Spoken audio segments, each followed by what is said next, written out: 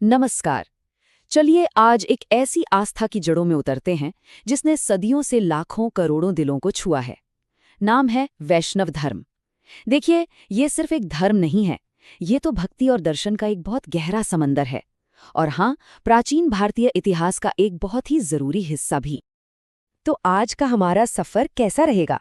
सबसे पहले तो समझेंगे कि वैष्णव धर्म आखिर है क्या। फिर इसके प्राचीन इतिहास की पड़ताल करेंगे।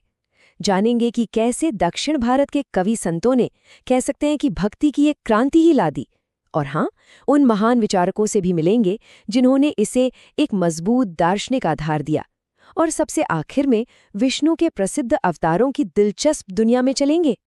तो ठीक है, शुरुआत करते हैं सबसे बुनियादी सवाल से। भाई, ये वैष्णव धर्म है क्या? इसका मूल तत्व, इसका कोर आइडिया क्या है? तो देखिए, इसके केंद्र में है विष्णु के प्रति अटूट भक्ति। विष्णु जिन्हें परम सत्ता माना जाता है। दिलचस्प बात यह है कि इतिहास में इसे भागवत धर्म और पांच रात्र मत जैसे नामों से भी जाना गया है।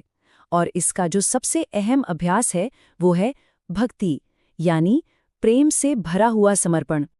ठीक है, तो अब जब मूल बात समझ में आ गई है तो चलिए जरा वक्त में पीछे चलते हैं। देखते हैं कि इस महान परंपरा की जड़ें आखिर कहाँ हैं, कितनी गहरी हैं। यहाँ हम देख सकते हैं कि इसका विकास एक बहुत लंबी प्रक्रिया रही है, कोई एक दिन की बात नहीं है। देखिए, शुरुआत में वेदों में विष्णु का जिक्र एक सौर देवता के तौर पे मिलता है। फिर करीब 7वीं से 4वीं शताब्दी ईसा पूर्व तक आते आते वासुदेव कृष्ण की पूजा करने वाले भागवत पंथ का उदय हुआ और यहीं से भक्ति केंद्र में आने लगी। और बाद में तो खैर महाभारत और रामायण जैसे महाकाव्यों ने इन सारी बातों को एक कहानी, एक मजबूत आधार दे दिया। तो ये हैं वो ग्रंथ जिन्होंने मिलकर वैष्णव धर्म की नींव रखी। सोचिए, उपनिषदों से मिली दार्शनिक गहराई, पुराणों से मिला कहानियों और मिथकों का खजाना, और फिर महाभारत और रामायण जैसे महाकाव्यों ने धर्म और कर्तव्य के आदर्शों को सबके सामने रखा। और ये एक बहुत ही दिलचस्प ऐतिहासिक मोड़ है।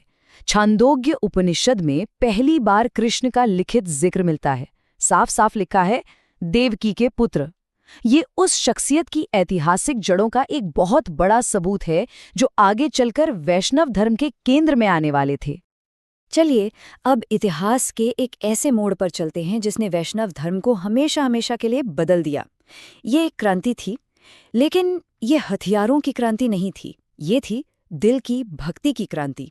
ये जो संख्या है 12, बस यही संख्या इस पूरी क्रांति के केंद्र में है। ये 12 थे दक्षिण भारत के आलवार कवि संत। 7वीं से 9वीं शताब्दी के बीच इन लोगों ने अपने दिल को छू लेने वाली कविताओं और गीतों से पूजा का एक बिल्कुल नया और बहुत ही व्यक्तिगत तरीका दुनिया के सामने रख दिया। और यही तो उनकी सबसे बड़ी, सबसे क्रांतिकारी बात थी।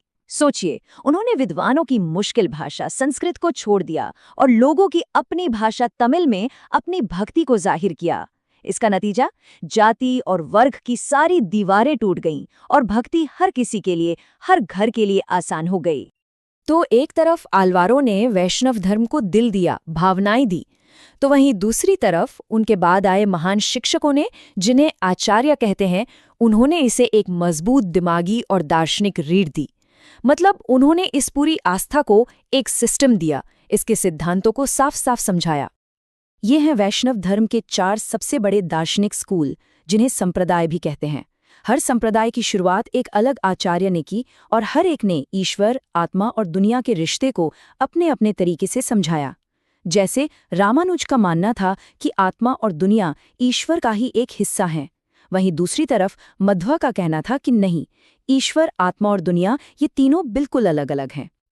और चलिए, अब आखिर में वैष्णव धर्म की सबसे जानी मानी और दिलचस्प अवधारणा पर बात करते हैं। ये है अवतार का सिद्धांत, यानी वो विचार जब परम शक्ति खुद धरती पर जन्म लेती है।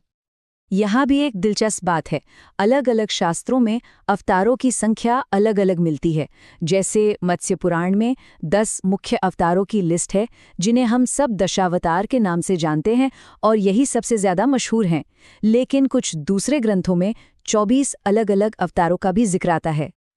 और ये हैं वो 10 सबसे प्रसिद्ध अवतार।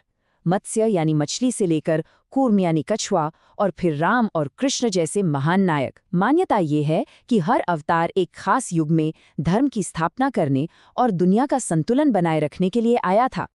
तो कुल मिलाकर हमने क्या देखा, यही कि कैसे वैष्णव धर्म एक प्राचीन देवता की पूजा से शुरू होकर एक ऐसे गहरे व्यक्तिगत भक्ति मार्ग में बदला जिसे कवियों ने अपने गीतों में पिरोया और दार्शनिकों ने एक ढांचा दिया। ये वाकई दिल और दिमाग का एक जबरदस्त संगम है। और ये सफ़र हमें एक आखिरी सवाल के साथ छोड़ जाता है।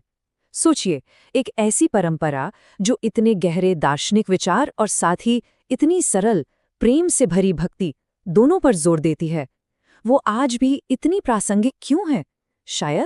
शायद इसका जवाब दिल और दिमाग को एक साथ साधने की इसकी अनोखी काबिलियत में ही छिपा है।